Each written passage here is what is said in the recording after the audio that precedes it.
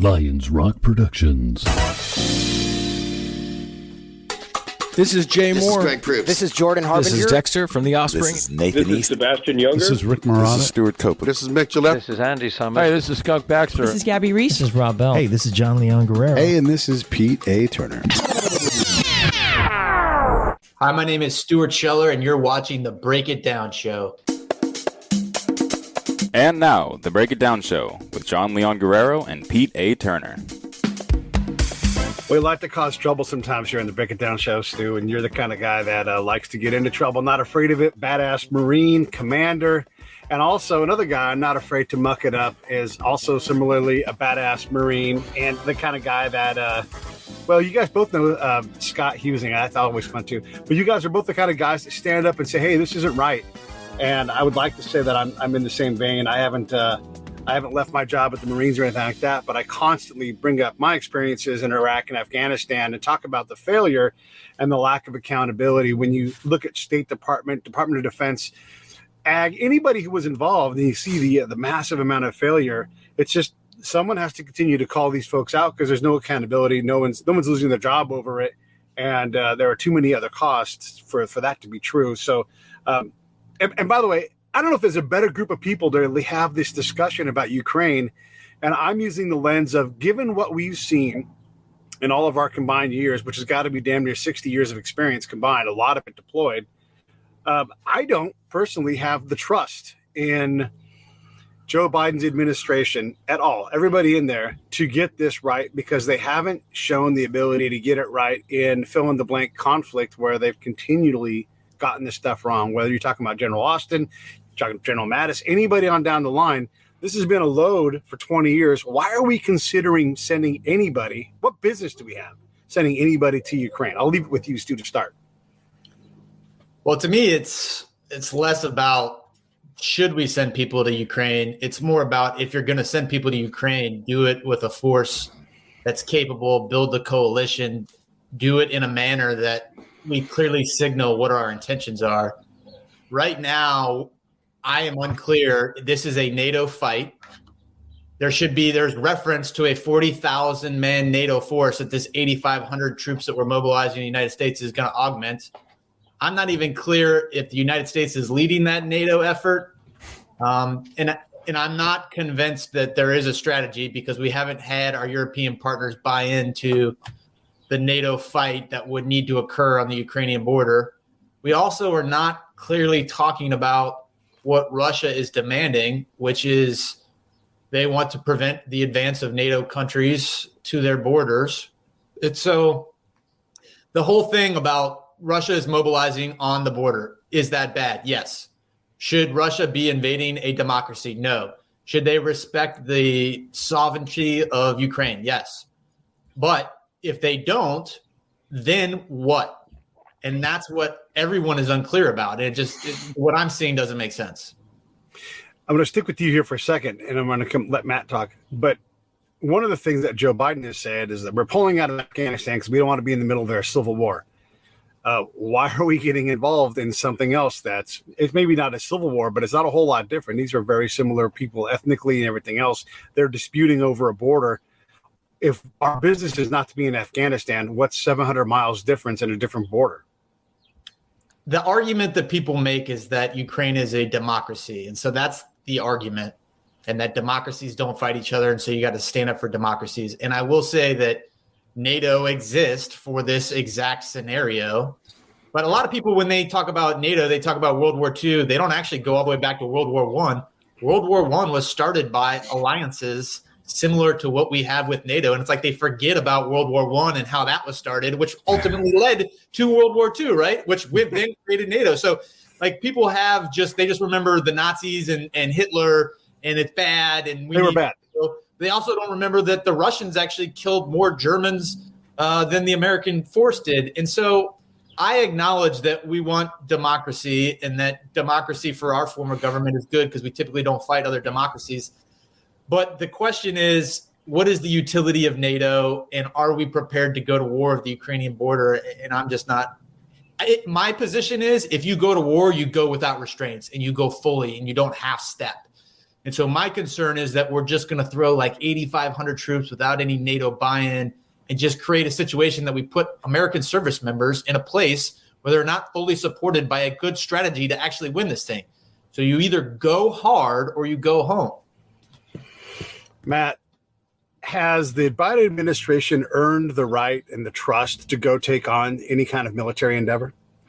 No, I mean, but first, just what Stu said about World War II. I mean, you don't hear that type of stuff enough, that there are antecedents to everything. Nothing starts at a particular time in history. We like to do that as Americans. We like to say World War II started, December 7th, 1941. We like to say the War on Terror started September 11th, 2001, but there's not that type of start date, there's not that type of organized adherence to a day time that exists in anything. And so the other part of it is, again, to back up what Stu was saying, not following what the Russians are saying. I mean, for the Russians, this goes back to Napoleon's invasion. This goes back to the British and French invading Crimea. And then, of course, the First World War and the Second World War. I mean, so we could be here all day trying to figure out where to start this conversation, because there really is no start date. And we have an inability to really understand that, to put a specific day and time where anything that occurred before doesn't begin. And no, Joe Biden absolutely does not have any trust or should have any trust in doing this. The entire establishment doesn't. It's just not a Democrat thing. It's a Republican thing as well. And it's a career diplomat, career military, career intelligence officer thing as well. I mean, if you look at the catastrophe that global war on terror has been in terms of outcomes, you can't point to any of it and say any of it even remotely came out to what they said it would come out to, in terms of, just take one example, in terms of defeating Al-Qaeda. Al-Qaeda, on September 12th, 2001, Al-Qaeda is 200 to 400 people total worldwide. How many tens of thousands of members do they have now? I mean, just on that alone, the thing's been a failure. But, so absolutely that we should have, there's no evidence why these people would be right. There's no history to say we should trust them. If people are interested, now, Pete, I'll send you the link. I did an interview about 6 months or so ago where I just flat out explained all the different circumstances I've been in. And these are circumstances that Stu will be in as he begins this type of advocacy, trying to get people to be held accountable. As Stu, as you go and you meet with members of Congress and stuff, you're going to run into the same stuff I run into, where these people just lie to you. And if you go to this podcast I did, it's called Conflicts of Interest. I speak about Jack Reed, Ike Skelton, Nancy Pelosi, Adam Smith, all these people that I met with personally, who said one thing to me and then did the complete opposite, who said the opposite.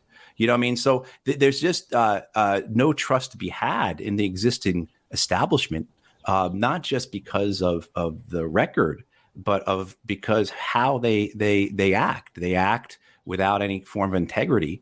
And that leads to, the suffering that we've seen so much of the last 2 decades. This goes a lot to what Stu has talked about. Where is the accountability, right? Where is the one general I know for sure, and he's been on the show, is General Bolger. And he's like, we screwed up. We didn't train you guys properly. He went on patrols and he saw, what we were trying to deal with. And he's like, we couldn't figure it out. He's about the only guy I've seen hold his hand up. And I'm not trying to throw any kind of shade or harm General Bolger's career in any way, but there's no culpability. It's like I'm gonna be unfair. It's like Secretary Clinton saying, "I take responsibility for there being TSSCI on my server in my house," and where is the money? Where is the jail time? Where is the conviction? Oh, so we could take responsibility, but then there's no culpability. There's no punishment.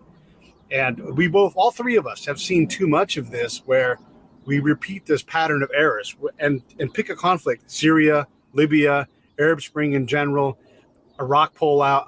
Over and over and over and over again, we've seen this failure to get this right. So, Stu, back to you and your original point: is it possible to build I know NATO is a group, right? Is it possible to get a common rule of engagement and actually fight this Sherman-like fight that you think we need to do? Or is that not even possible these days? Where, I mean, look, maybe the Poles would fight with us, but are you telling me the Lithuanians are going to dig in and fight just as hard as the Swedes, who are going to fight just as hard as the Germans? I don't know. That's possible. Yeah, I think the organization NATO exists for that reason. So you brought up Poland. Like, Poland is an actual NATO member. The Swedes are not. They're a NATO partner. Whereas like Norway on their border is an actual NATO member. So there's kind of a hodgepodge when you look at the map of who's an actual NATO member. But it starts with the United States, who's the leader of NATO, sits down with every NATO member and says, are we prepared to go to war over a NATO partner like Ukraine? And then you get the consensus. Mm-hmm. And then if the group decides that they're willing to go to war, then you go to war. But if they're not, then what are we talking about? I mean, that's why that conversation has to happen first before the United States starts throwing 8,500 troops at it. Yeah. Yeah, and just to kind of back up what Stu was saying, I mean, what's the argument for our going to war in Ukraine? I mean, the argument is that they're a democracy, but the reality is they're one of the most corrupt nations on the planet. I mean, it's sickening, I mean, so we have this type of, even we're supposed to do it for some type of moral crusade, when the reality there is just not at all what we've been told. I mean, and this is very similar to both our experiences, all of our experiences in Iraq and Afghanistan, where the people we work with, the people we gave money to, we're crooks, we're warlords, we're drug lords, and back home, they're being told, oh, no, these are Jeffersonian Democrats. These are the best of the best of the best of the Afghan or the Iraqi people. And they were far from that. And that's the same with many of the people in Ukraine who were in power. So, there's that, and then there's also too, we're in this situation. It's interesting, right? How, remember in the 2012 debates, President Obama criticized Mitt Romney for saying that Russia was a threat. And then within a couple of years, though, you had this circumstance. And how did that happen? What occurred? Like, how did this get so out of control? And, we shouldn't ignore the fact that there was a coup. That Russia had been saying, look, if you do, we're going to have to respond if you do things. And our actions have consequences. It doesn't mean that we side with Vladimir Putin or Russia, but, if you push people, they're going to push back. And again, like I said earlier, there's no start date to any of this, really. I mean, we can go back decades or centuries even. So it's very complicated, but the answer, the reasons and the mottos and the slogans that they put up just don't hold any validity when you really examine them either. I want to go back to the political flim-flammery. If, again, we can't, okay, so if we're able to get NATO marshaled and under one general who actually, they all have a similar rule of engagement, if we can do that, and if the U.S. military can actually pull this off, do we trust Congress to actually do their part and provision this properly and make some kind of official declaration, or is this all presidential budget that this is spent out of? I mean, I don't even trust Congress to endorse this with their actual pen and sign something. I think that this will be, Joe Biden's police force, basically. Yeah, I'll say, I mean, if you go back and look at the League of Nations that we tried to start around after World War I, was the same. It was the precursor to NATO. It was the exact problem you described. Congress didn't buy off on it. And even though the president had a good idea, we didn't actually join that organization. So the president and NATO can have all these good ideas, but you're exactly right. Congress ultimately would have to fund the effort. And I'm assuming that probably plays out in all those other countries too. Like, they could send people to the meeting of NATO and say, yeah, let's do it. But the truth comes down to, how does the government fund that thing? And, you brought up the different ROEs. I'll just drill down on that. Poland, who's is close to the border, they're on Ukraine's border, right? So probably where we would position people. I have literally been in combat with the Polish in Afghanistan, and they only fired in self-defense. And so I could be getting shot at and ask for their help, and they wouldn't actually engage the enemy because they weren't getting shot at. And so, yes, ROEs is a big deal. Matt? Yeah. With Congress, I mean, they're Bob Menendez, who is the chair of the Foreign Relations Committee. He's talking about putting Russians in body bags. So there are plenty of people in Congress, senior people in Congress, who are beating their chests and like like this, because a lot of times war is good for politics, and particularly Democrats like that a lot, because they were at one point an anti-war party. They haven't been since the 1990s, at least, but they feel that they carry that weight around their necks, so they have to be tougher than the Republicans a lot of times. And so you see that, and there's a moves to accelerate a spending plan for Ukraine, $500 million more dollars here, X amount of more Javelin missiles or whatever. So I think the way that Congress would endorse this without taking any responsibility, and certainly not letting them be held accountable, is just to appropriate money. But in terms of actually, as you all said, putting their names on a document saying, I think this is in the best interest of the United States and American citizens should send their sons and daughters to die in Ukraine, they will never do that. One of the more complex things about NATO, and I learned this from a guy who's a colonel in Finland. I think he's a general now. He's in the Finnish army. And he said to me, really interesting words, said, there are many Europes. And one of the most complex parts of Europe is Turkey, and how they align and array with the varied European, they're not like states, but the individual groups that work together or against each other. I mean, Turkey is a complex place. When people go running their mouths about a bunch of Russians being put into body bags, and we look at Turkey as a partner, not only in NATO, but an ally, that puts a lot of pressure on our system and our allies, and other allies have to look at that and go, first off, you guys walked out on us in Afghanistan. Thanks a lot. They gave us a problem that we didn't want. Now you're involving Turkey into this problem, and Turkey's like, you can fly through, but we're not going to. I mean, fellas, this becomes really complex really fast. Matt, throw back at that. I was just thinking about the complexity of it, and one. We don't have many troops in Ukraine right now. I think we have a few hundred personnel doing training. So, and they're in the west of Ukraine, so they're not accidentally going to get pulled into anything. The danger we had in Syria, where U.S. and Russian forces were in close proximity, and that was very dangerous at times. But what we do have is you do have factions within Ukraine on either side. That are really, really brutal, really terrible. Both sides have committed atrocities. Both sides see the rhetoric. They understand the hardliners. They see Bob Menendez say we're going to put Russians into body bags.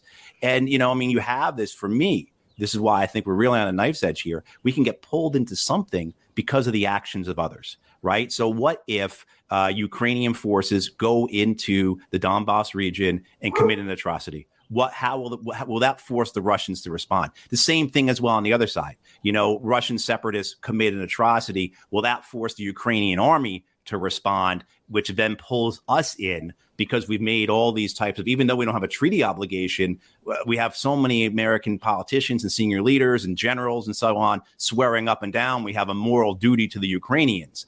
So that's why, and the fact that so many, I think, of our leaders still do not understand that war is uncontrollable, that there are unintended consequences that come out of these wars, and that the second and third order effects of these wars are often things that we not only can't control, but as I said, they're unimaginable. And so where could this go? I don't think there's a healthy respect for that within our political establishment and within our military establishment. The fact that they seem to continue to forget that is something that just really is really quite obscene. Stu? Yeah, I agree with everything Matt just said. I mean, I agree with all. Yeah. Well, let's take that and run with that a little bit. I mean, if NATO balls up its fist and decides that it's going to choose this fight, then Russia has to now either leverage its considerable resources in terms of oil internationally, and they have to go out and say, who can we partner with to even the table stakes? I mean, they're not going to get into a conflict they know they're going to lose, but that doesn't mean they're going to back off just because there's a whole bunch of NATO folks there. And do the Estonians really strike fear into the Russians' hearts, or they're like, oh, perfect, we'll gobble that up too? It's like, this can quickly get out of hand. Who does Russia go to for resources and materials? And does China go, this is great, I'd love to destabilize that region? Quite honestly, I don't think Russia's military, I think they can be beat. But again, you got to go hard, and I would not advocate for it. I think there's ways to address what Russia wants from a position of strength. Yeah, I think, to your point, Russia and China have partnered, but I think it's a relationship of convenience. I don't think that that's a lasting relationship. I think they have been forced to partner because the United States has been dictating the world order through its alliances. And so China and Russia, as a matter of convenience, have partnered. I do think that one of the variables of the play here is the weather. And so there's a lot of lakes and rivers that are frozen right now that come March won't be. So there is at least a timetable in terms of tactical maneuverability if they're going to move all that armored vehicles south. And you brought up Syria. I mean, there were a couple instances where Americans got into a firefight with Russians and we just destroyed them, like just ran through them. And so, I do think that the American military, it could, if they wanted to, put a real hurting on it. But it's the question, the $1 million question is, to what end, right? You don't want to invade Russia and get caught in this land war in Russia. Like, history has shown that that's not a good idea. So what is the force that's appropriate to prevent it? Goes back to our questions about NATO. And quite honestly, I think we've crippled NATO with all the financial support. We're talking about Congress having to allocate funds. Theoretically, NATO should have a big wartime chest for this very situation. I don't know how long those resources will last. That would be something I would keep close hold. But there should be a pot of money with resources available that if you wanted to throw the force at this in enough of a manner to make it very tough for Russians to destabilize, then I think that they're capable of that. But it starts with engaging the NATO allies. And if NATO doesn't come to a consensus on this, I would then go back and take a hard look at what we're doing with NATO. Yeah, I think also, too, our lack of understanding about Russia, about what they actually want, what they want to accomplish. I criticize Ukraine for being corrupt. I mean, Russia is the poster child for kleptocracies. It's an oligarchy with Vladimir Putin at the top of it. They are a money-making operation. Do they really want to get bogged down in a war in Ukraine? Why would they want to get stuck in an insurgency? Because that's what would happen. So an insurgency that will be really well funded from the outside, right? So I don't think the United States actually would, hopefully the United States would not send armor brigades to fight in Ukraine, but would rather provide weapons and support an insurgency against the Russians and see them bleed, which makes me very worried because I know there are people in Washington, D.C. who think that's a really winning strategy. If you go back, remember that Zbigniew Brzezinski, Jimmy Carter's national security advisor, his whole idea with the Afghan war was to give the Soviets their own Vietnam. Right? We're going to bait the Soviet Union into a trap and we're going to give them their own Vietnam. This is going to be payback. And, that type of thinking it still exists. That somehow, again, we're going to control the outcomes of this. We're going to use the Ukrainians, lure the Russians in and bloody the Russians, completely destabilize them. And then that, of course, will then lead to Vladimir Putin's downfall, just as the Afghan war caused the Soviet Union to collapse, et cetera, et cetera. People think like that. And it really worries me because, it's something that's not far-fetched. It's not a John le Carre story. This is like how actual people at DIA and CIA and DOD and DOS and NSC and all the other agencies, just to give you a story, I have a good friend of mine who is a senior intelligence officer, and he was involved with Iraq in 2012, and he has to see me, and I've never seen him look like this. I say, what's going on? And he tells me that we are arming jihadist groups in Syria in order to try and overthrow Assad, and we think we can control them.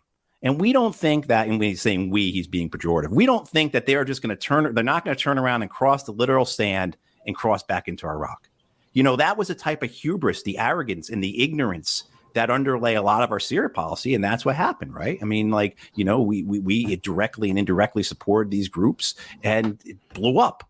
And so I think you still have that mindset, because I think a lot of times what we see are these people who think, well, Brzezinski didn't get it really right in Vietnam or in Afghanistan. Those guys really didn't get it right in Syria, but we're going to get it right this time. And Oh, yeah. that scares the hell out of me. One of the things you notice, and I won't be the first person to notice this, if you watch like the old ISIS videos of the guys walking around executing people, they walk like they've been trained by some SF dudes. I just got to say that out loud, and it's absolutely true. We often, provision our own, the people that are going to fight us through training and equipment and everything. This goes to that overall open, like do we trust these folks to get this right? I for one don't. But let me go back to the system and all of the letters and all of the people that are talking. If you're a tank commander from lieutenant all the way up, I believe your prime, course of action is going to be, why don't we just mass tanks and push forward? And that means there's some 4-star somewhere. It's like, this is a viable option. My guys can do this. And boy, wouldn't that look great if the tanks, look, tanks are dying, right? If they're not irrelevant already, they're trying as hard as they can to be. I wouldn't want to be in one, for crying out loud. But if you're a guy who's a tanker, and listen, I got no problem with tankers. They're all great people, but I'd want to be getting into that fight in Ukraine, mud or not. That's where I'd want to be, because that's how you stay alive. It's like the Air Force trying to find a mission besides, being FedEx of the military. What are your thoughts, Stu, on and I don't mean to make light of tanks. I understand that they're important. However, we also know that there are commanders like, this is how I get promoted. This is what we do. This is my hammer and my nail. Let me do my job. So the Marine Corps recently just divested of all of their tanks for the logic that you described. I may get this wrong. There was a conflict that everyone was studying. I want to say it was Armenia, and the other side might have been Azerbaijan. I don't know. I'd have to look it up. But Yeah, that's right, Stu. Yeah. Yeah. So one of the sides invested in armed ISR, and the other side had a bunch of anti-air, but the anti-air was still antiquated and just was targeting airplanes. So when the ISR swarmed, the anti-air didn't have the technology at that time to address it. And so they just laid waste to the armored tanks. And that was the nonlinear effect on the battlefield. So the Marine Corps leaders studied this and thought, okay, the tank fight is over. We need to modernize. And that was General Berger's theory on that. Right or wrong, history will play out. Like I understand the logic, at least. Like I can follow the logic. And so to your point, this is not going to be the war of the 80s of armored rolling down the road, because that is like the big ship sitting in the water with anti-sea missiles, right? Like we're looking at the same thing with the big ships, like, that's a problem nowadays. Like we got to get on small boats and disperse. So the fight would be different, and it wouldn't be big armored columns. If you did that, that would just be sitting ducks in today's battle. So it's interesting to watch them actually mass the amount of armor that they have, because with technology these days, that can put a hurting. Now, I don't want to go as far as like Rumsfeld, where you just need a small force and technology wins a day. I think history has also demonstrated that that's a losing strategy. If you're going to fight, then you have to have the people on the ground willing to exploit any type of success. And technology is never as reliable as you think it's going to be. So yeah, in terms of tactics, it does raise a lot of questions. If I was a tanker, sure, I'd want to go, but I guess another part of me probably wouldn't want to go, because man, you're just a sitting duck. And then infantry commander, that business pretty well. Yeah, I'll say, as an infantry commander, we studied. I was a weapons company commander, and part of one of the platoons in weapons company and infantry battalion is what we call CAT, Combined Anti-Armor Team. And so we actually studied the Georgia invasion, because there were some anti-armor ambushes that were there, and we did a whole case study on it. And so we talked about, hey, if we deployed and Russia invaded, how would we use CAT, Combined Anti-Armor Team, to destroy the tanks? Because the tanks have more standoff, and the United States anti-armor missile is so outdated. It's this tow system that you have to put on a Humvee and expose an entire Humvee to the target at, maybe you get 3 clicks out of it. And, a tank, all their tanks now have like 5 to 8 click standoff and can automatically slew to the Humvee. And so, it's a complicated problem if you're in this Humvee with a tow missile. So the Marine Corps and the military in whole is moving to the Javelin. The Javelin has less standoff. It's only probably about 2 kilometers, but the Javelin now requires a guy to be positioned in like a sniper hunter killer team mode. And then you have like Hellfires and different precision munitions that typically come from the aircraft. But, when you're fighting Russia, we've gotten lulled into no anti-air threat. Now, when you start putting air up in the sky, where a lot of guys have become conditioned to where those aircraft fly for free, that's not the case anymore, right? Especially if you're flying up to the Ukrainian-Russian border. So I quite honestly, if it were to play out in that most kinetic fashion, which hopefully it doesn't, things like the javelin on the ground, people are going to start looking at it, and they're going to start looking at the toe on the Humvee and saying, is this like, how long have we've had this for 50 years? Like we didn't think to make this better. Like, why don't we have ground mounted Hellfires? And I'm looking around saying, I've been saying this for literally 2 decades. So yeah, I want to give Matt a chance to talk, but I want to inject this too. It's also a chance greater than zero that some infantry commander who goes there realizes that their vehicles are no good. And then, you, Stu, as the infantry commander of the Marines, at some point could say, dismounts, rally on me, forward march. And then you're marching through the damn mud and going nowhere and just going back 100 years in time. And that is not an impossible scenario where we get really bad things happening really fast. Because like you said, the air dominance isn't there. That's exactly what would happen. You would find out very quickly in all of your big armored that you're getting smoked. And so what would happen is all those people would get out of their big armored vehicles, and you would be on foot, and you would have javelins, and you would have mortars, and you would have maybe some type of HIMARS system. So the things that you could actually carry, and HIMARS, you can't even really carry it. It's got to be towed by something. So like you would come down to what can you carry, and that's how it would play out. Because just for our audience, it's not going to be a gentle walk along a paved road. You're going to get forced right through the middle of a fucking farm. And there's a lot of farmland out there. Matt, I've not let you talk for far too long. Please contribute. No, I absolutely, man. Like everything that Stu just said, when he was speaking there about Russia and their massing of tanks, it just reminds me of their experience in Chechnya in the 90s, especially the first incursion, the first battle of Grozny in, December of 94, January 95, where their armored units and their mechanized units just got really devastated trying to take that city. Just whole battalions chewed up by the Chechens. And, so they have to have that institutional memory, but whether or not they actually refer to it and utilize it, I don't know. Maybe they're as bad as we are in that sense, and then the other thing too, just thinking of a big Yogi Berra fan, right? And so predictions are hard, especially when they're about the future. And I'm reminded that after the Berlin Wall came down, the United States Army shut down its M1 Abrams production facilities, and then a couple of years later, they fought the biggest tank battle since World War II. So it's really hard to have it. What are we going to need? And the Marine Corps, based on Azerbaijan and Armenia, sounds like a good thing to me to do, even when we're talking about it right now. But maybe they do need those tanks at some point. And I'll just say, to defend the tankers, I was a combat engineer guy, but to defend the tanks, and we worked a lot with the tanks because we were always an independent company within the regiment, and they saved my ass one time. We were up in Barwana on the Euphrates River, and tanks came and saved my ass. So I will always support, defend, and love tankers just for that one day. Yeah, and to everybody, me too, man. I just I pick on tanks because one of the things you see in the modern fight is they train up at NTC on fights, pre-deployment, they deploy, and then they deploy to a region where there's not even actually physical tanks. Because the modern fight, it just does not cooperate with what we train ourselves to do. So I'll just throw in another historical example, because I was actually there in Beirut in 06. There's another example of Israel had probably the most sophisticated tanks at the time, and Hezbollah, through a tunnel system with just similar to their Javelin, shoulder-fired anti-tank weapons, just decimated the Israeli.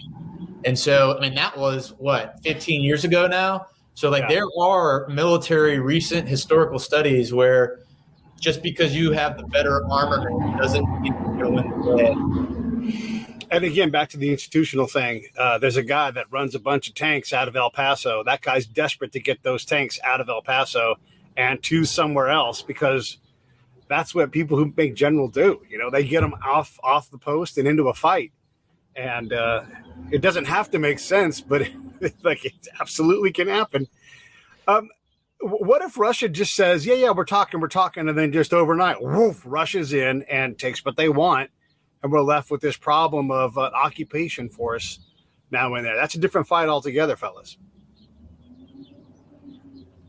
Yeah. So you're asking, what if Russia just comes in and owns Yeah. Ukraine? Yeah, they just pull the trigger and do it. I mean, the decision needs to be made now. So you assemble a force to prevent it, or you don't. But I mean, if you don't, you can't then react to what they've done. I mean, I'm sure we'll put sanctions, economic, diplomatic sanctions, and in a lot of ways that might rally support. And the same thing Matt was saying, you would have a lot of people with ideas on how to run an insurgency, and I'm sure that would all play out. But at that point, you're not putting a conventional military force into Ukraine once you've already allowed them to enter and establish the foothold. If we then went in, that could be the worst scenario. I like it. I'm going to be hard on Joe Biden because he deserves it and he's the president, so he can take it. If that dummy says, hey, here's a red line, don't you dare go across it, I promise Putin's going to run across it because the other guy on the other end not going to do a thing about it. That's what I think. Maybe I'm wrong. But if he does that and plays that same stupid card again after not backing it up last time, I mean, is that almost a guarantee that Russia is going to move forward and take the challenge? Putin is very strategically aligned his forces to gauge the reaction. And so he did that very intentionally and very overtly to cause the United States and the NATO allies to come up with a public position. Then he can analyze that public position and decide if it's worth the invasion. Because if he just invades and he can't really gauge the temperament, he's forcing them to make a decision, which is smart. And so, again, I go back to he is waiting to see what we do or what we publicly say we're going to do, which right now what we publicly said we're going to do is throw 8,500 troops at it. We haven't even addressed the NATO force. And so he's looking at that saying, that's what you're going to do? That's easy, And if that's what we're going to do, he's not going to roll a column of tanks down the road.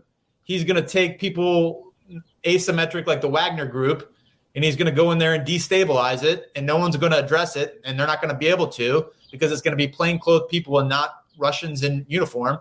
And then once it's destabilized, he'll have the justification to go in under humanitarian terms to stabilize the area, and then occupation complete. Matt, Yosemite Sam says, I dare you to cross that line. What does Bugs Bunny do? What happens next? Yeah, I mean, he breaks out some type of tool or kit from Acme, and bungee cords, bungee jumps over it, or right. Something. But yeah, I mean, I think part of this too is that we're so focused on red lines and we're ignoring other possibilities. In 2015, the fighting starts in 2014. 2015, there's the Minsk Accord signs, which all parties agreed to, mainly pushed by the Europeans. The Russians agreed to it. The Ukrainians agreed to it. The Ukrainian parliament never signs it, which has caused problems. The idea being is that the Donbass region, which is where the Russian-speaking people who want to be part of Russia basically live, and that's eastern Ukraine, they would be giving an autonomous region, a demilitarized autonomous region of their own, but still belong to Ukraine. And in 2015, everyone signed off on this, even the Americans reluctantly. So there is a pathway. And as far as I know, the Russians still want that. And I think one of the things for Putin is the fact that he feels like he's been pushed, that he has to stand up. I mean, this has been 2 decades. And I apologize for my dog. Oh, yeah. I mean, this happened last time too, Pete. It doesn't matter. Yeah. Babies, dogs, things happen. Yeah, right. And it's an hour and 20 minutes until dinner time. So the great panic is setting in. Yeah, I mean, but again, I mean, you hear Putin say a few weeks ago to his military officers, we have nowhere to retreat to. Regardless of what you think about the man or what you think the United States should do, again, not understanding their perspective is really dangerous. And Stu can speak to this a lot better than I can, because I'm reminded right now, because he taught this stuff. I'm reminded right now that when you're a young Marine officer, you're taught how to write an order, what's called a 5-paragraph order, right?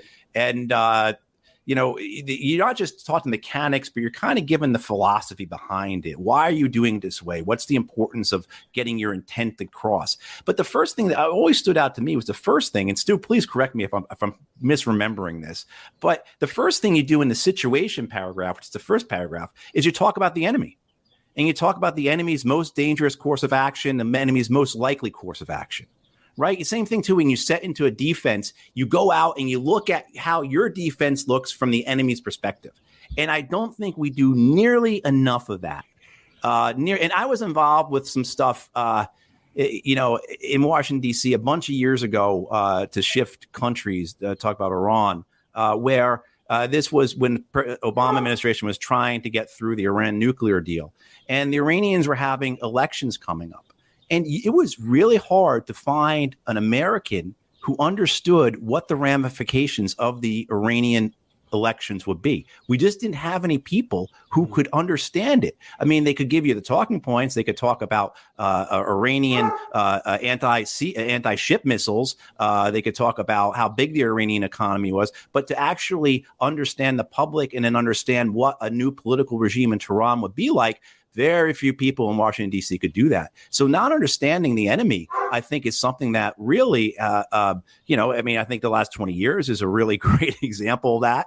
But also, too, we continue to do this as well of like, man, do we really understand who we're dealing with here, what they want, what they're trying to accomplish, and what could be alternatives to drawing a red line, or to having to fund an insurgency to fight them? Is there another way to go through this? Because we just authorized $775 billion for the Department of Defense. We have the keys over the entire world financial system. So we can punish the Russians anytime we want just by, turning the dial on, particularly on the sanctions end. So we have that, but why don't we pursue other things first? What about these, the proxy war idea, also using it as a proving ground for more of our own stealth, anti-drone, all these different things. We allow this thing to escalate and we just, sort of step back and hand a bunch of Javelin missiles out, or, hey, you know what? We got this stockpile of JDAMs that are already on super old missiles in the first place. I mean, I know, if you want to use the whole MIC conspiracy thing, the military industrial complex, boy, there's a lot of people that would be on board for getting rid of a bunch of old weapons and trying a bunch of new stuff and DARPA the shit out of that thing. Go ahead, Matt. Start with that. Yeah, and I think the money thing is a big factor. I mean, we know how money impacts our politics, and we understand, you look at the way the cycle works in Washington, D.C. I had a very Senator Bob Casey's military liaison officer one time told me, and he was very upset by this. This was a major in the Army, that 7 out of 10 briefings we receive here in the Senate do not come from the CIA, they do not come from the Department of State, they do not come from DOD, but they come from think tanks funded by the weapons contractors. That's, I've seen, they're, where senators or members of the House are giving presentations and they're using graphics and maps and everything else printed out by Center for New American Security or Institute for Study of War, all these organizations. So there is that. It's, is it the entire story? Absolutely not. It's very complicated, a lot of layers, but it is part of the story. There is an adage that even losing wars make money. You certainly can see that from the last 20 years. But I don't, in terms of the options that are available, one of the things that occurs to me as we talk about this is what will occur that we can't foresee. And a war between Russia and the United States would not be limited to Europe and to the Atlantic, but necessarily the Pacific, right? How far away is Siberia from Alaska? And at that point, what impact does that have on China? And I agree with Stu. I think in a fight, particularly with the alliance, that the Americans and the alliance would defeat Russia. Might not be easy, but they would. But if you bring into China into that, I think you have a whole other equation. And, that might be far-fetched, but it's something that, as we calculate risk here, and this is what we're supposed to be doing as professionals and as it's what our senior leaders are supposed to be doing, calculating risk. Is that a risk that we want to take?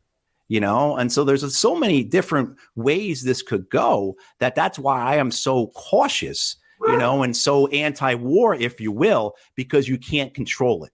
Right. But yeah, it is. It's where this goes, God help us, because it could go really bad.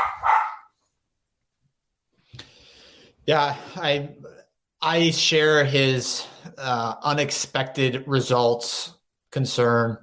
I think that happens in every war. I also will echo everything we talked about in terms of the financial motivations. Quite honestly, I'm not smart enough to understand how that drives the military. I'm looking to get smarter on that. But what I can tell you just from the outside is that there's an oligopoly of the government contracting world, and that all our generals get board director jobs with them. And that, just on the appearance of it, seems very unethical. I mean, our current Secretary of Defense was the Raytheon board director. And so what does that mean in terms of our strategy? I'm not intelligent enough or informed enough to answer that. I want to appeal to your commander brain, Stu, brigade and below. Your brigade deploys to Ukraine. You're going to wait and see posture. You're just ready. At some point, somebody in your command of, we'll say 5,000-ish people, everybody's going to have a phone, and somebody's going to record something that somebody else won't like. And you've seen how fast the Marines can decide they don't like something and take action outside of the scope of where you're at. Maybe you're the commander, you set the rules of engagement of where you want people to go and how you want them to respond, and someone refuses a lawful order from you, but the video doesn't show that. The video shows, that you were insane or whatever, right? We know how that goes. But this is a real complicating factor for commanders. The fact that everybody can broadcast live to the world what is going on without any real context of understanding what it is. I mean, look, there are scenarios that we have seen that are legitimate, that are completely and wholly inappropriate anywhere else except for in that little 10-foot circle of where whatever went down. And I'm talking including like a guy losing his mind and getting punched in the face and being unweaponed, right? Like taking his weapon from him because we're not sure what's going to happen. I've seen these things. These things happen.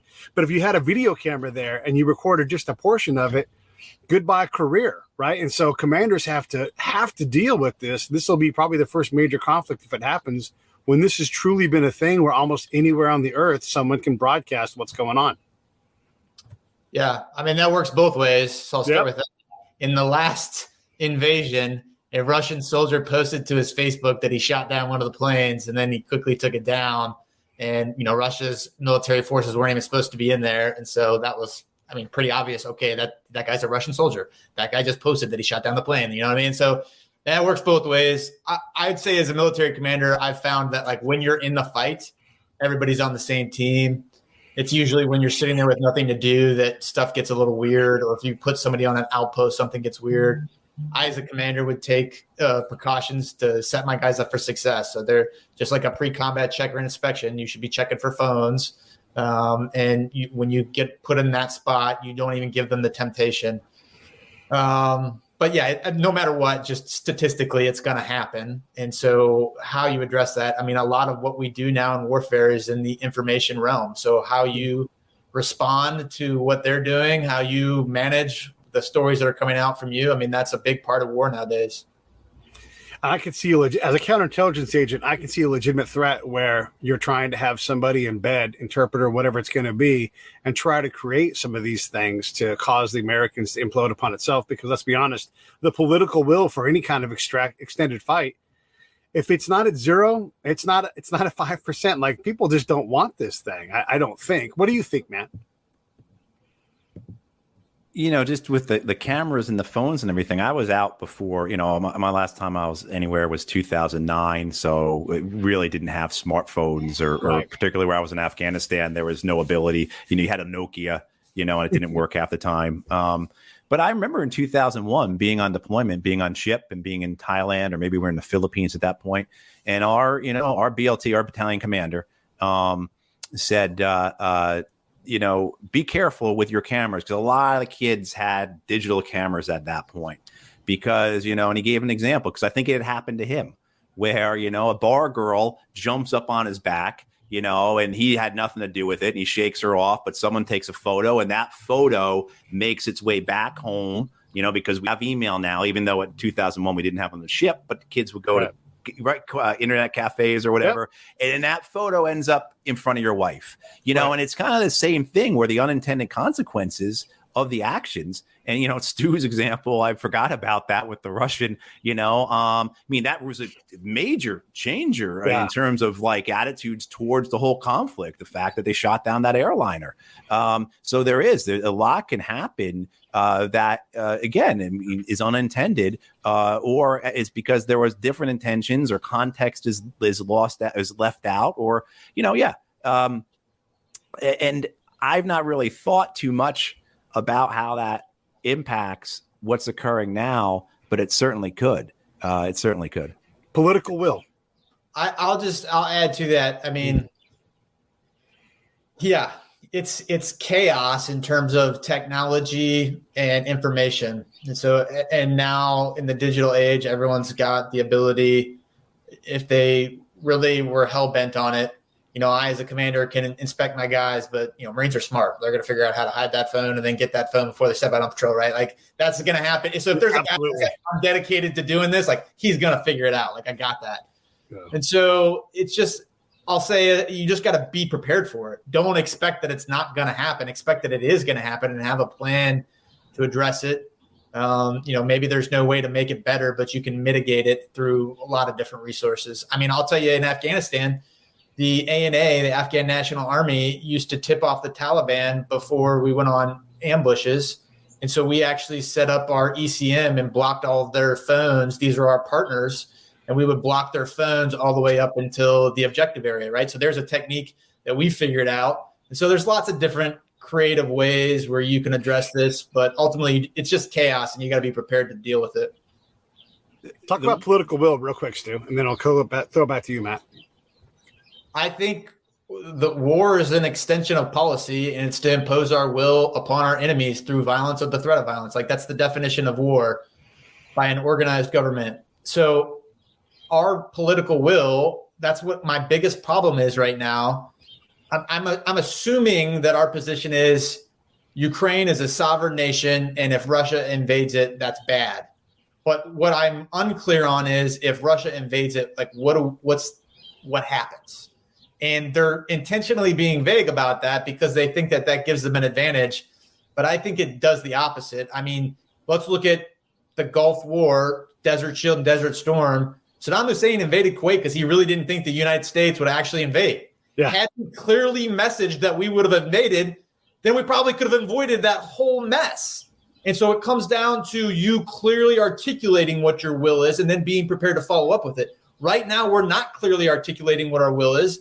And it's scary for everyone involved because we don't know what it is. And maybe that's by design because the president has decided I'm not willing to get into a fight. So I'm going to throw 8,500 troops and just give them something to think about.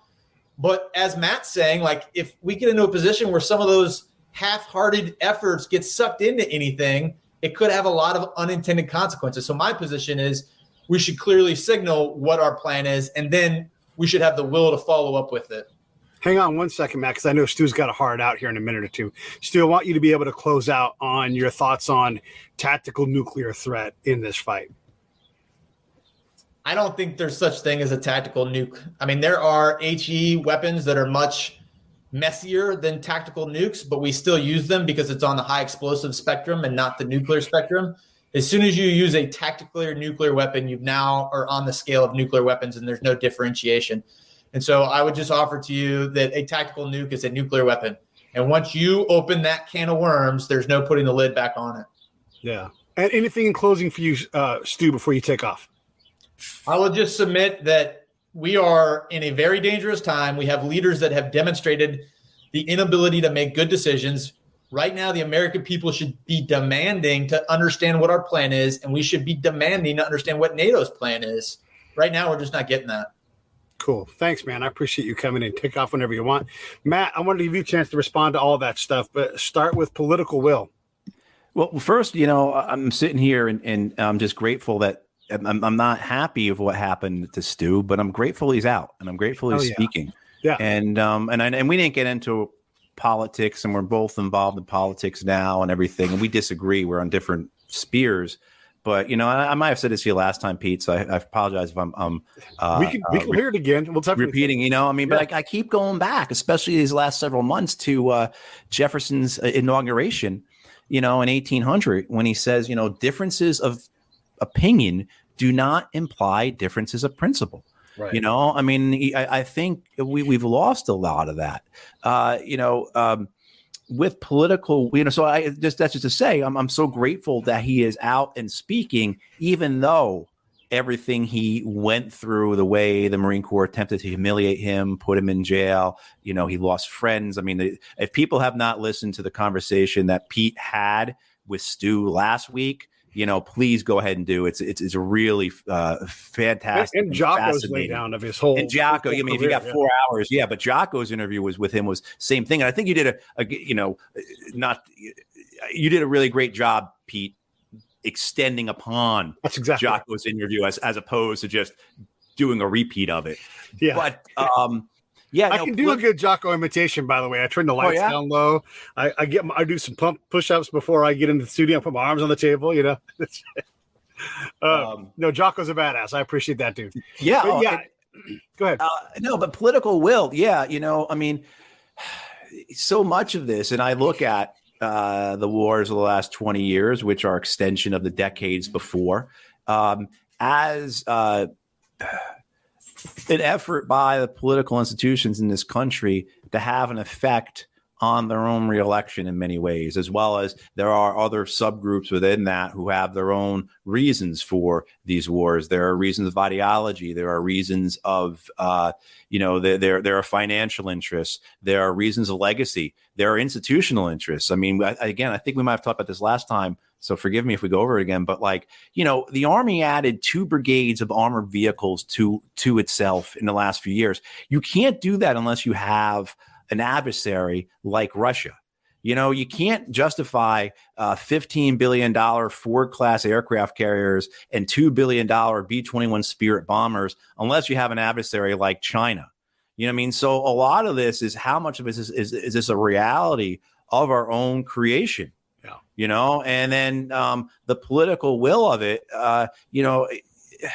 FDR said this, nothing happens in politics at a chance or circumstance or just, the way the chips fell, and so the fact that we are here now as Joe Biden's popularity is at record lows. I mean, he's more unpopular than Donald Trump was, or is, right? I mean, and both parties are terrible. So nothing like a good war, right? To get people's mind off of the, nearly 900,000 dead from COVID, the economy that, we're creating jobs, but we're still behind where we were, as well as those jobs we're creating. People are, what the thing that came out last week, 56% of Americans can't afford a $1,000 emergency.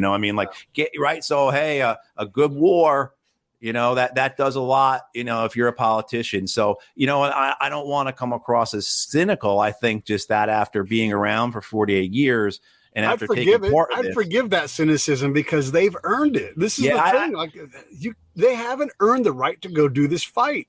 Yeah. And I think skeptic. We're not cynics, Pete. I think we're skeptics, rightful skeptics, right? Yeah, and realists. I think we are realists. And, there was a guy decades ago, a guy named C. Wright Mills, who really took on the whole Cold War establishment, Cold War philosophy, Cold War ideology, and he called them crackpot realists.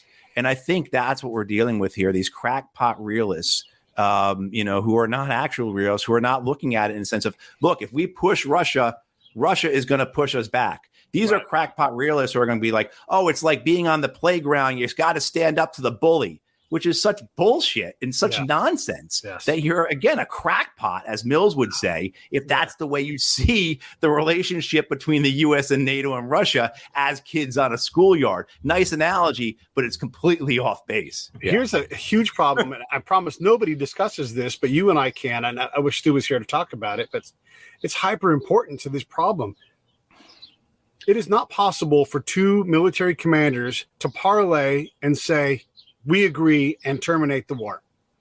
It has to be done by some fuckwad who doesn't know fuck all about fuck And so what? Yeah, what would be the point? Like, okay, so we pushed you a little further back. How about we give you back to where we'll go back to status quo, right? Where is that? That doesn't exist, and it's not gonna. I know that, but well, I mean, we have it though. We have it with the Minsk Accords. They had an agreement, 2015, right? I mean, here's a deal. Everyone signed off on it, and I really do. I really put a lot of blame on the American side in this because we weren't happy with that. The Europeans kind of put that forward. The Russians agreed to it. The Ukrainians agreed to it.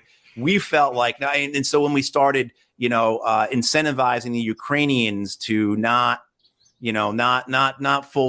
go fully forward with that agreement, right. And particularly by started sending them more lethal weapons, as we call them, which is kind of an oxymoron. As opposed to gentle weapons. Right? Yeah, exactly. The danger in all this is because what Stu brought up, about the nukes. And I'm glad you brought that up, Pete, because we can't forget that both sides during the Cold War thought that they could use nuclear weapons. If you go back and look at the battle plans that both NATO and the Warsaw Pact had, they were going to use nuclear weapons. Yeah. It was absolute madness. And everything we know, I'm friends with Larry Wilkerson, who used to be Colin Powell's chief of staff. And Larry's so great. Yeah. Larry still takes part in these war games and everything. And I don't know if he's done it with the Russians, but he's done it with the Chinese, the war games with China. And he says, 17 war games, we lose every one. And in almost all of them, what happens is the American side says, oh, we're going to use a nuke. And that's when the moderator says, according to Larry, well, game's over. Everything we know about escalation theory, everything we know tells us that you cannot hold to a line, that there is no line for escalation. And, but we have people in power in this country. And unfortunately, now there are some in Russia as well, because every country has its hardliners, its crackpot realists who think that there are usable nuclear weapons, who think that if we escalate to a line, that will cause a de-escalation, and that this doesn't work. And there's this nonsense out there that's the Russian strategy.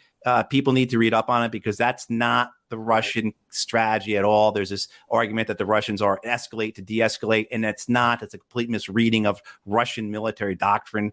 But, there is this idea that we have these usable nuclear weapons. We can use them. And my God, Yeah, no, you can't. No. Yeah. And then the other thing that we have to get back to, we've talked about all the strategic stuff, but the day-to-day things, like it's muddy as hell over there.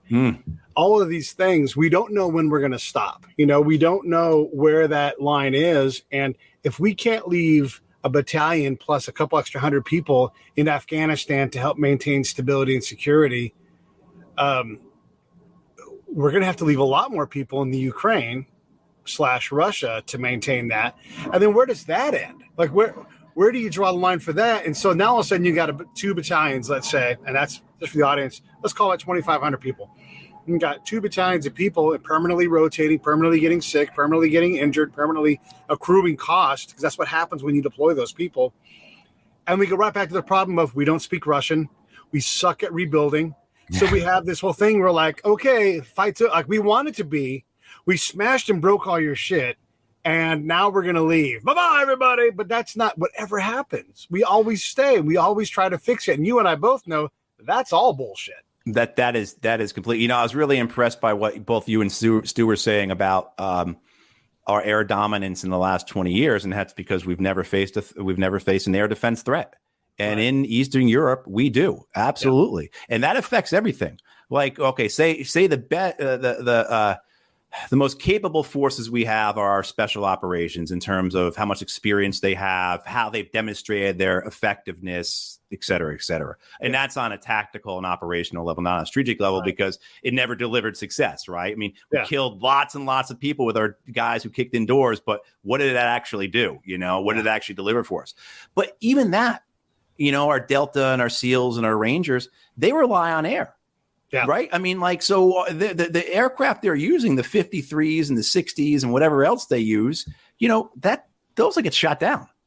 So what do we have coming out of these last couple of decades that say, hey, we would do this well I mean, we've got artillery. I think it's gotten better, but I know 5-6 years ago in the Marine Corps and in the Army, they had problems with artillery units because they hadn't shot their cannons, they hadn't shot their guns in however long, right? I mean, because so guys are shooting out of the box, so to say, because they haven't. You've got battery commanders and battalion commanders, artillery commanders, who've never done their actual job because they were employed in Iraq and Afghanistan as straight leg infantry. Provisional infantry. I mean, Marine Corps just had this happen. What was it, year and a half ago? They had one of our Amtraks, our amphibious tractors, sunk, and a whole bunch of kids died in that. Really awful ground. Horrible. Yeah, horrible. And I got a good friend of mine. He was an Amtracker, very, he retired and everything else. And, he'll tell you the problem is because the Amtrak community was not doing Amtrak stuff for the better part of 2 decades. So your staff sergeants, your gunnery sergeants, your master sergeants, as well as your captains and your majors, lieutenant colonels did not have the experience they're supposed to have. I remember being in Amtraks all the time before the war. I was in all the time, doing water marches on Amtraks and stuff like that.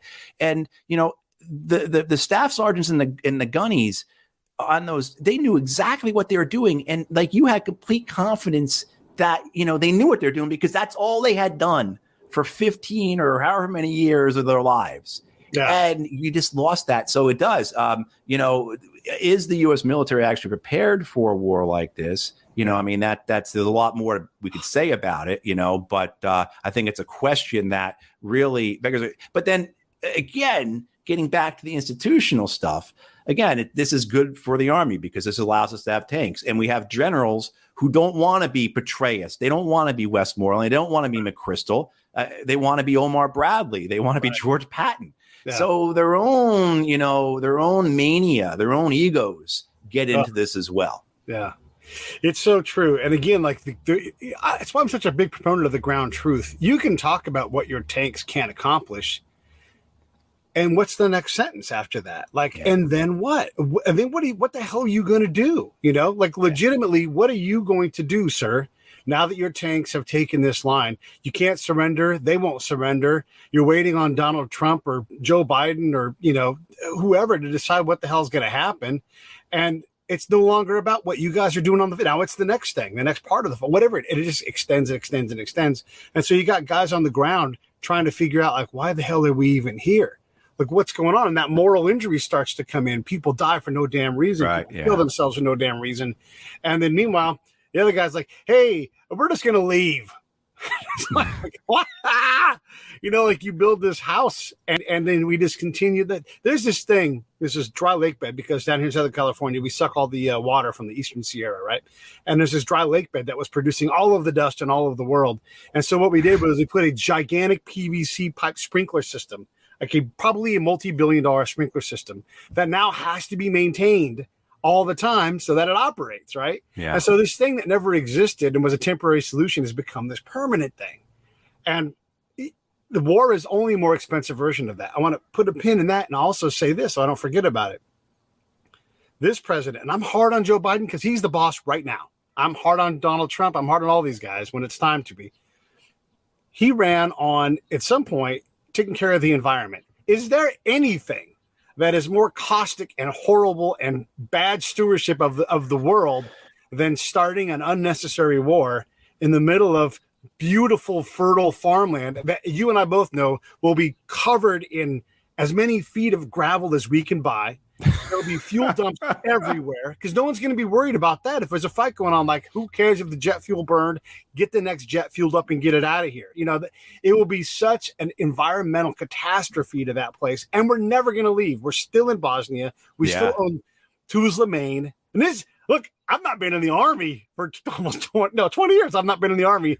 And we already had owned Tuzla, Maine for a number of years before that. So It is, man. We are. We will poison that ground. I mean, that's sure. The only thing I know about a potential war in Ukraine is that it won't go the way anyone thinks it will go, and no one will be held accountable. That's the only thing I can tell you. And I remember hearing this kind of thought in 2002, maybe it was early 2003. I was in a bar someplace, and I was in the Pentagon at that point as a Marine. I was in the Secretary of Navy's office, and I remember being in a bar in Alexandria, Virginia, and these guys were arguing about the Iraq War. And the most honest thing I ever heard about that war was this one dude, random guy, says to his friends, "The only thing I know is I'm not going." Right? Like that. The only honest thing I heard in the months and months of run up to that war was that, and then, I was just reminded, I saw this on Twitter. Someone, the New York Times columnist, David Brooks, someone reposted, because he's of course a hawk for this war, reposted some of what he had written in the months after the invasion in 2003, and just his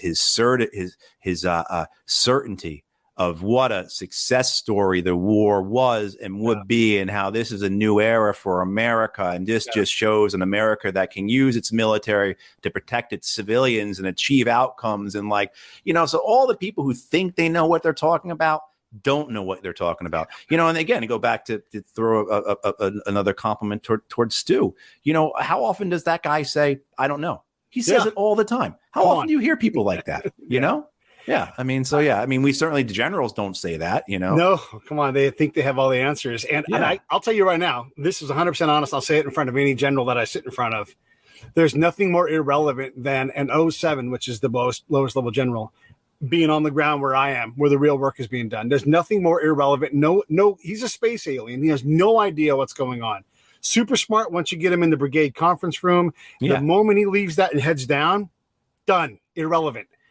Backwards, causing problems, irrelevant, Yeah, they hold on to that for some reason, that they've got this idea that they're going to be, overseeing the battlefield, and they're going to be one who tells the bugler what to say and to raise this color flag, and he's going to, drop his sword, and the cavalry is going to charge, or whatever, from the early 19th century.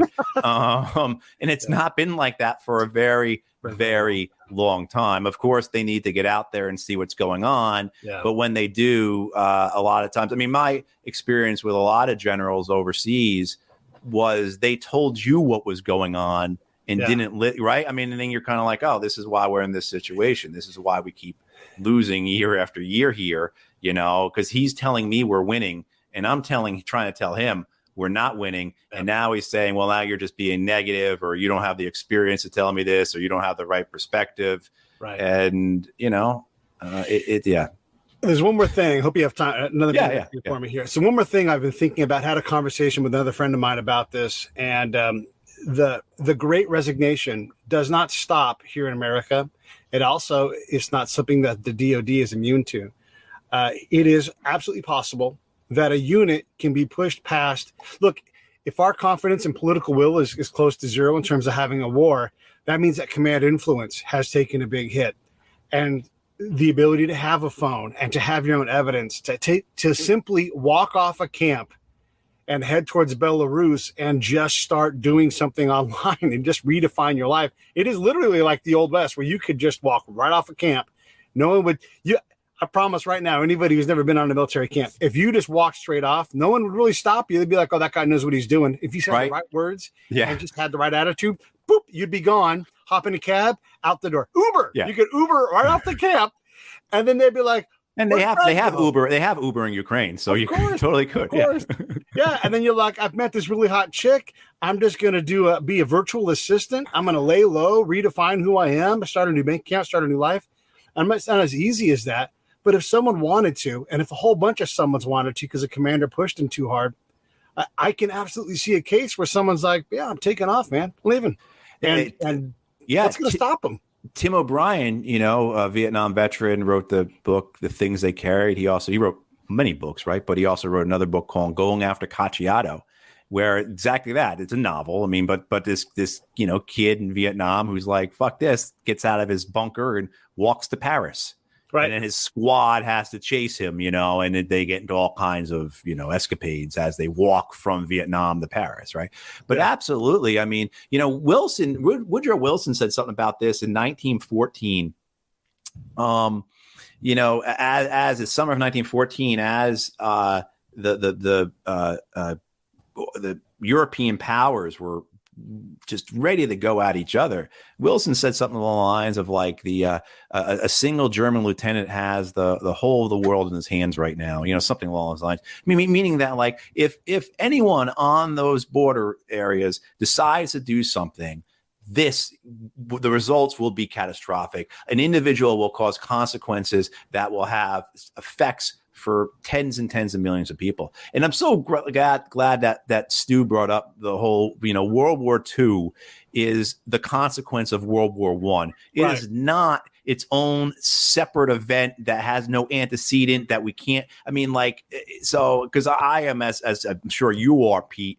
The amount of vomit going up into my mouth with all the Munich references and 1938 references, of course Hitler. If Putin is Hitler, just like Saddam Hussein was Hitler, and Muammar Gaddafi was Hitler, and Noriega was Hitler, and on and on and on, right? The fact that so many of the people that are jonesing for this war have one example to use, and they're not even correct about it, tells you everything you need to know about the people who want this war.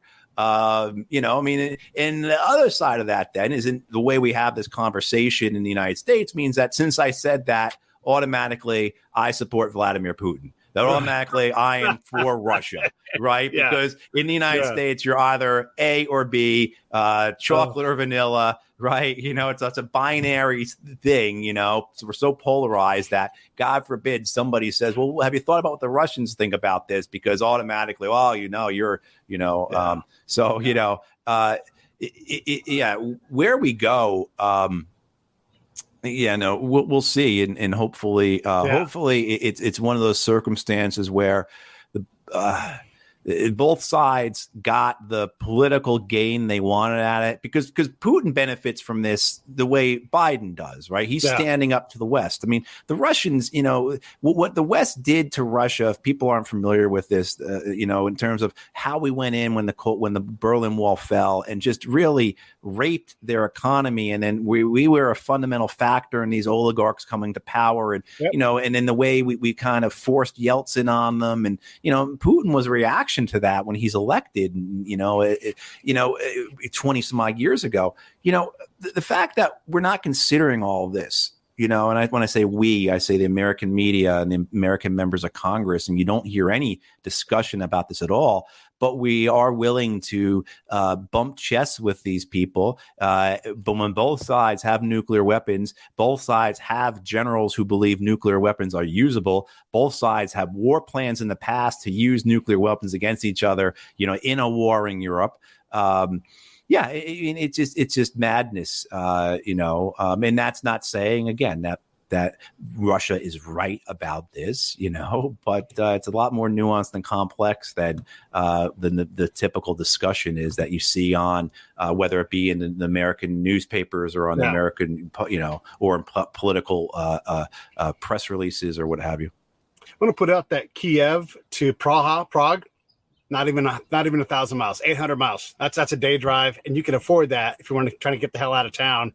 And I'd rather be in Prague than I would whatever stupid fob that they have me on, Oh gosh. And then good luck finding that guy, good luck. Because if 20 of them left, it would take how many millions of dollars to go dig those dudes up, And then if they had any kind of evidence on anybody because they saw something, what a mess. It would be a horrible mess. And you're not just, again, it's just not a limited thing where you're talking about Ukraine, Russia, the United States. There are all other actors involved in this. Stu brought up the Poles. You've brought up the Baltics. All of them have wide varieties of people who are in various positions there. Some of them are extremely hard line. Right. Some of them think that World War III needs to be fought. You'll hear this coming from some Poles that, in order to finally rid them of the menace of Russia, because Poland was victimized by Russia for centuries. That's a historical fact. And so you can understand how these people the genesis of where they come from. Now, where they arrive at, that we should help spark a third world war to once and finally finish this thing. It's apocalyptic, but we have apocalyptic thinkers here in the United States, just as Russia does. And unfortunately, a place that I don't think they had that type of thinking, they now appear to be having that type of thinking in terms of China. One of the interesting things I've read about and learned about over the last 10 years is the development of China's own military industrial complex, something that they really didn't have before. And now they do.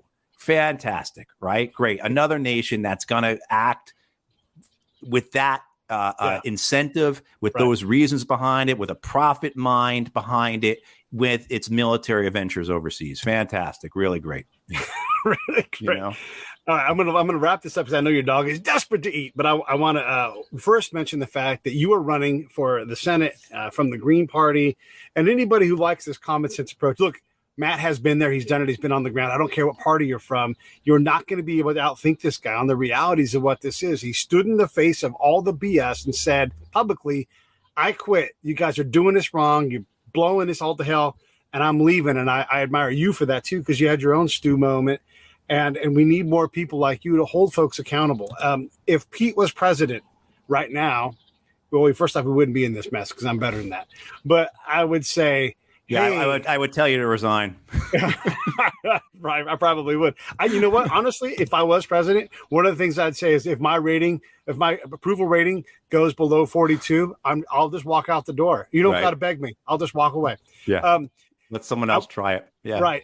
Yeah. I would say, hey, Norway, Finland, Estonia, Latvia, Belarus, Ukraine, and Poland, you guys all border Russia on the European side of things. Let me know. Why don't you guys get together and let me know? Here, come out here to Palm Springs, right? Beautiful Palm Springs. It's cold over there right now. We'll fly you out. Why don't you guys get together? If you have something from us you need, let me know. Otherwise, why don't you guys figure out what your strategy is going to be? And because if they come and they do it in Ukraine, look, Poland barely borders Russia, barely, and only because of Kaliningrad, and that's not even really Russia. I mean, it is Russia, but and those guys are terrified that Russia is going to come mess with them. Right? They're a whole country away, a big country at that, and so they're desperate to deal with this. Those guys got to figure out what they're going to do, you know, and they're not even all in NATO, right? They're not all of them, so. What are you all going to do? Do you need our help? Can I get you guys some water, some tea? What do you need? And just let them figure it out and then come to me with a request. And if they come with too much, that's too much. Why don't you guys go back and figure something else out? Or maybe France will help you or whatever. But I wouldn't get involved in this. I would take that money instead of giving 500 million people. Talk about corruption. How many people do we corrupt? We talked about this when you were on the other episode. We love to corrupt things. Yeah. We love to go out and buy crap. Here's 500. Don't you dare not give them that money that we're giving them. They'll get in trouble. This president would be like, stop everything. Sorry. Okay, that's what Pete would do.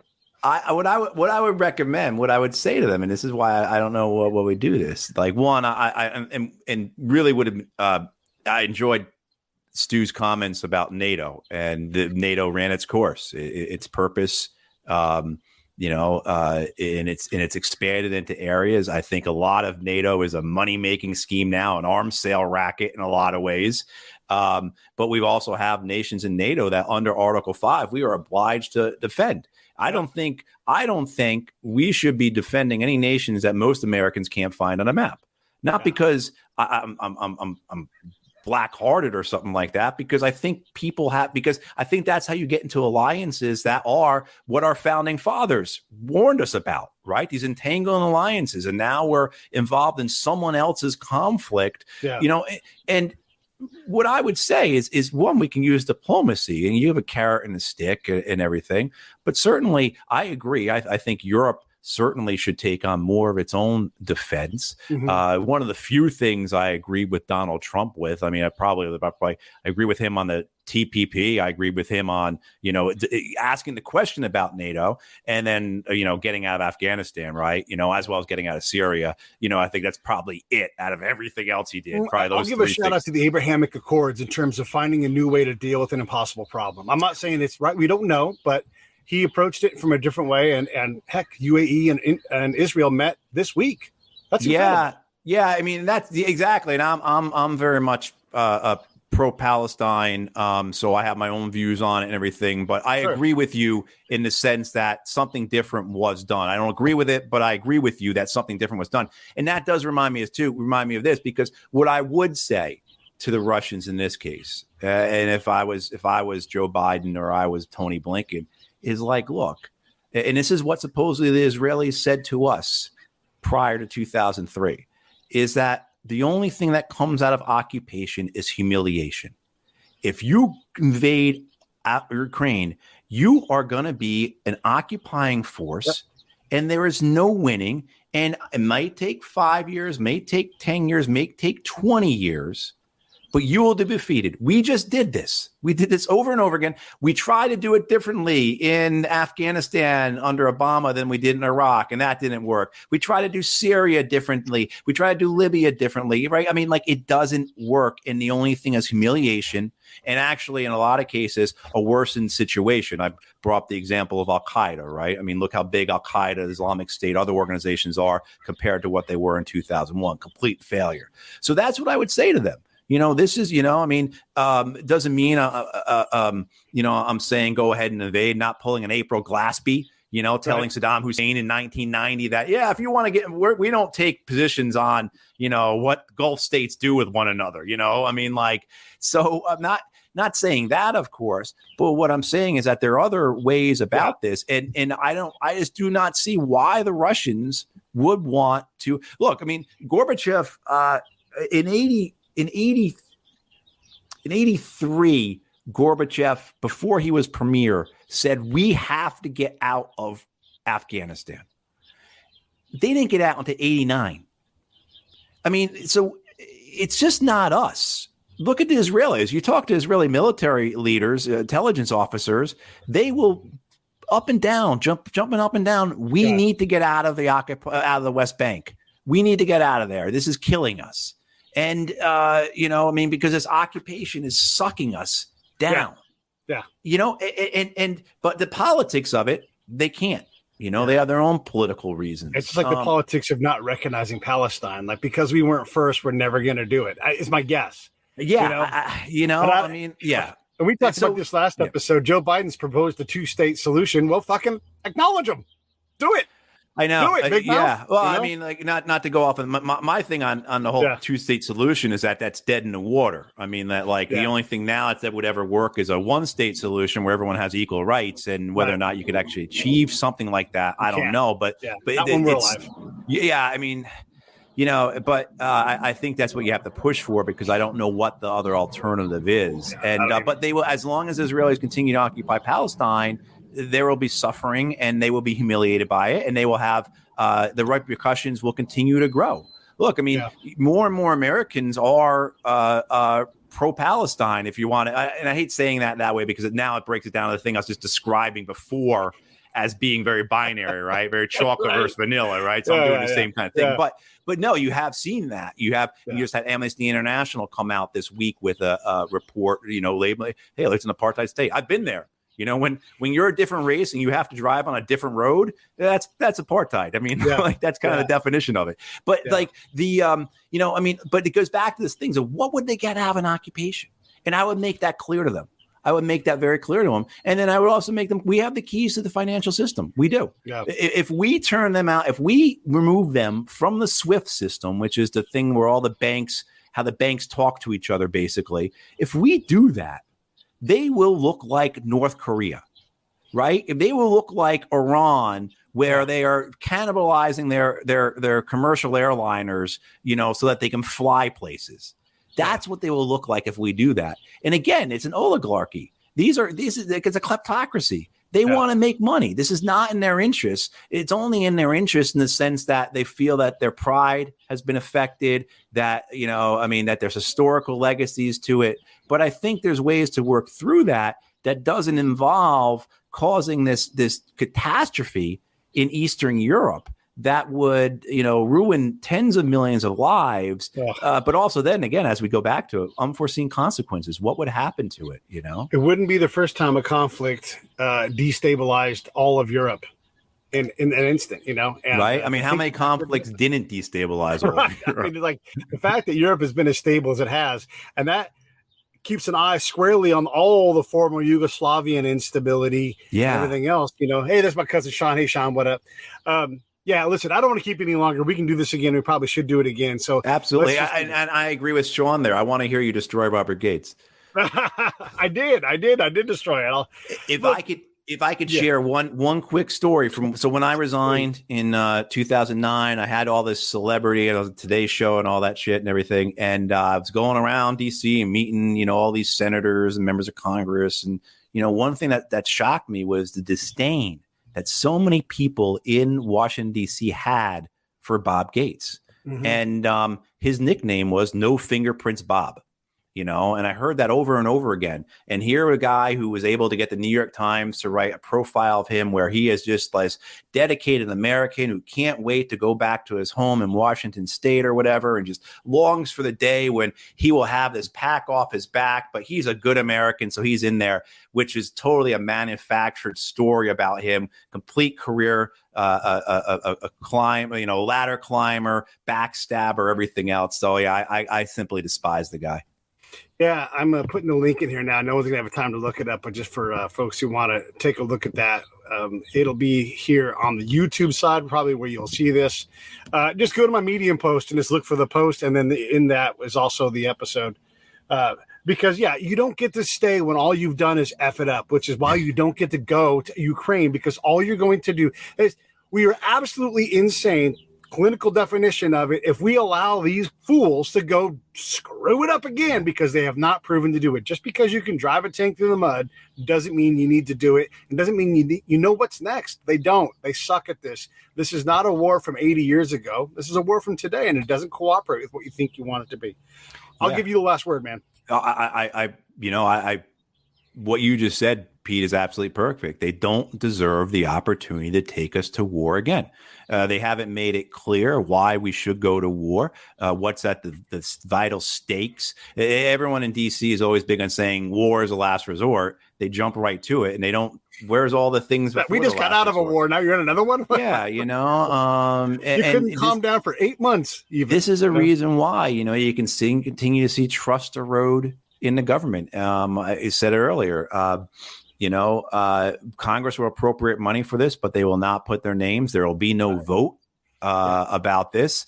There will be no accountability. Yeah. So again, the only two things I think I know for certain about a war in Ukraine is that it won't go the way anyone tells you it will, and no one will ever be held accountable for it.